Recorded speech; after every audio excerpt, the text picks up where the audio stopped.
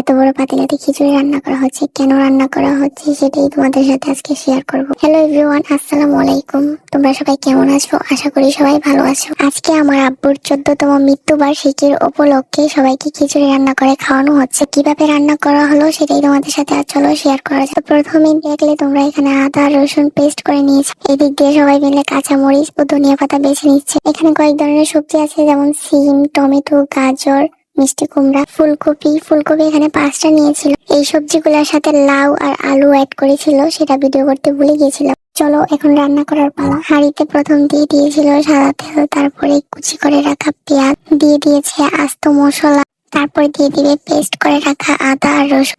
তো আমি একটু রান্না করার চেষ্টা করতেছিলাম, কিন্তু আমার হাত থেকে এটা নিয়ে নিল। সবগুলো মশলা এখন ভালো করে নেড়ে চেড়ে মিশিয়ে নেওয়ার পর এক পর্যায়ে যখন মশলাটা এরকম কালার হয়ে আসবে, দিয়ে দিব লাল মরিচের গুঁড়া, হলুদের গুঁড়া। এই পর্যায়ে দিয়ে দিব চাল। তো চাল দেওয়ার পরে কিছুক্ষণ নেড়ে চেড়ে ভালো করে নেড়ে চেড়ে মিশিয়ে এখন দিয়ে দিব পানি। তারপরে দেওয়া হয়েছে সবজি আর কিছুটা কাঁচামরিচ। কিছুক্ষণ নেড়ে চেড়ে আগে থেকে সিদ্ধ করে রাখা বুটের ডাল দিয়ে দিব।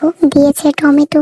এখন দিয়ে দিবে খিচুড়ির মেইন উপকরণ, গরুর মাংস, যেটা আগে থেকে অন্য চুলায় রান্না করা ছিল। সবগুলো মাংস দিয়ে এখন ভালো করে নেড়ে চেড়ে নিব। এই তো আমাদের খিচুড়ি রান্না করা কমপ্লিট। এখানে হচ্ছে আমার চাচি, জেঠি, ভাবিরা সবাই মিলে একসাথে খাচ্ছে। এই খাওয়ার মজাটাই আলাদা। তো বিশেষ করে খিচুড়িটা রান্না করা হয়েছিল বাচ্চাদের জন্য। বাচ্চাদের যখন দিয়েছিলাম তখন আর ভিডিও করা হয়নি। সবাই আমার আব্বুর জন্য দোয়া করবেন। তো আজকের ভিডিও এতটুকুই। আল্লাহ হাফেজ।